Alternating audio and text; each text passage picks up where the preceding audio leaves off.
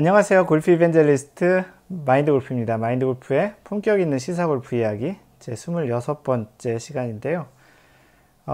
최근에 있었던 KLPGA 대회에 있었던 그 내용인데요.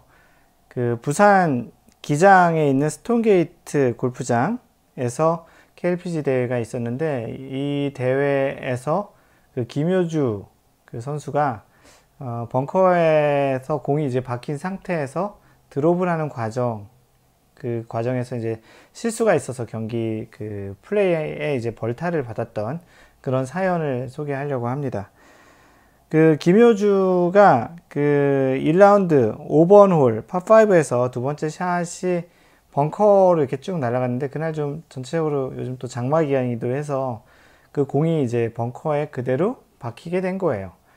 그래서 우리가 보통 박혔을 때 뭐 그냥 칠 수도 있고, 첫 번째로는 이제 공이 박히게 되면, 많이 박혔을 경우에 공을 내가 내 공인지를 확인하기 위해서 최대한 그 상황을 훼손하지 않고 공을 꺼내서 확인한 다음에 다시 집어넣을 수도 있어요. 1차적으로는 골프에서 어떤 상황에서든지 자신의 공인지 아닌지를 식별하는 것이 제일 중요해요.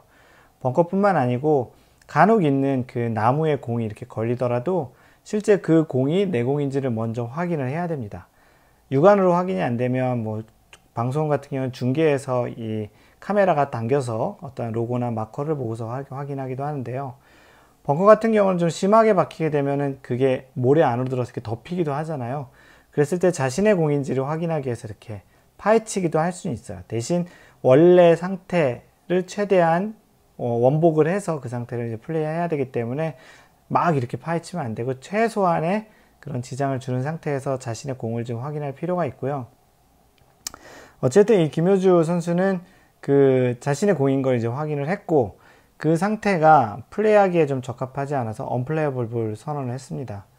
2019년에 개정된 룰에 의하면 벙커에서 이제 할 수 있는 여러 가지 좀 옵션들이 있는데요. 원래 옵션 중에는 공이 그 벙커에 박힌 그 공이 날아온, 여기 같은 경우 두 번째 세컨샷이죠. 그 지점으로 다시 가서 그 지점에 최대한 원래 있었던 공과 가장 가까운 위치에 놓고 치는 것이 이제 한 개의 옵션이고, 그건 원래 있었던 거고요. 그 다음의 옵션은 언플레이어블을 선언하고 벙커 안에서 드롭은 이제 무릎 높이에서 하면 되죠. 그렇게 이제 드롭을 해서 플레이하는 것, 이거는 동일하게 이제 똑같고요. 2019년에 이제 개정돼서 하나 생긴 것이 뭐냐면, 벙커 바깥에도 드롭을 할 수 있게 되었습니다. 그래서 홀과 가깝지 않은 방향에서 벙커와 이제 그 선상으로 그린과 홀과 그 선상을 연결해서 거기서 이제 그 벙커 바깥에 후방 쪽에 놓고서 이제 드롭을 할 수 있는데, 그때는 벙커 안에 드롭을 할 때는 1벌타, 벙커 바깥에 드롭할 때는 2벌타가 이제 부여가 되는데요. 벙커에서 도저히 플레이를 못하겠다고 하는 그 아마추어들도 많이 있잖아요. 그럴 경우에는 아예 2벌타를 바꿔서 이제 벙커 바깥으로 나오는 옵션도 생겼다는 걸 좀 알려드리겠고요. 이날 김효주는 그 벙커에서 이제 자신의 공 언플레이어블을 선언하고 그 다음에 벙커 안에서 드롭하는 옵션을, 왜냐하면 그렇게 벙커가 앞에가 많이 높은 그런 것도 아니어서 그 벙커 뒤쪽에서 이제 드롭을 했는데, 문제는 이제 드롭을 한 지점에서 공이 이제 굴러가 가지고 꽤 좀 흘러갔어요. 한 1.5m, 2m 정도가 흘러갔는데, 보통 이제 드롭을 하면 이제 두 클럽 길이 안에서는 플레이를 그대로 하고, 두 클럽 이상 가면은 그거를 이제 그 다시 재드롭을 하게 되어 있는데, 이 벙커 안에서 드롭할 수 있는 구제 범위가 한 클럽이었어요. 그래서 한 클럽인데 이제 두 클럽인 줄 알고 그대로 이제 놓은 상태로, 그러니까 한 클럽 이상 그 벗어난 상태에서 그대로 플레이를 한 거죠. 원래는 한 클럽 이상 벗어나게 되면 다시 재드롭을 하고, 그리고 나서 똑같이 흘러서 한 클럽 이상 벗어나게 되면 그 다음에 떨어뜨렸던 지점에 이제 공이 떨어진 지점에 최대한 정지시켜 놓고 그리고 플레이를 하게 되어 있거든요. 근데 이제 이 사항을 위반을 한 거예요.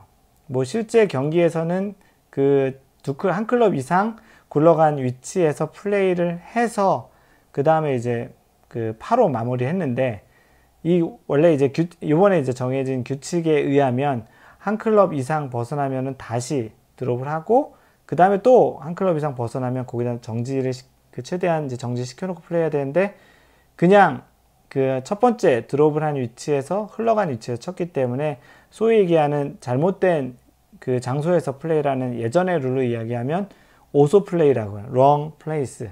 그 잘못된 곳에서 이제 플레이를 하는 그 룰에 이제 위반이 된 거죠. 그러니까 원래 자신이 놓아야 될 그 위치가 아닌 잘못된 장소에서 그대로 플레이했기 때문에 2벌타를 받았습니다. 근데 이제 이 2벌타 같은 경우가 나중에 이제 스코어 카드 이미 다 제출하고 나중에 이제 그렇게 알게 된 그런 케이스라서 원래 문제가 될 수 있는데, 실제 골프 룰에 이제 바뀐 거를 보면은 골프 룰 규칙 3.3b에 세 번째 예외 조항이 있어요.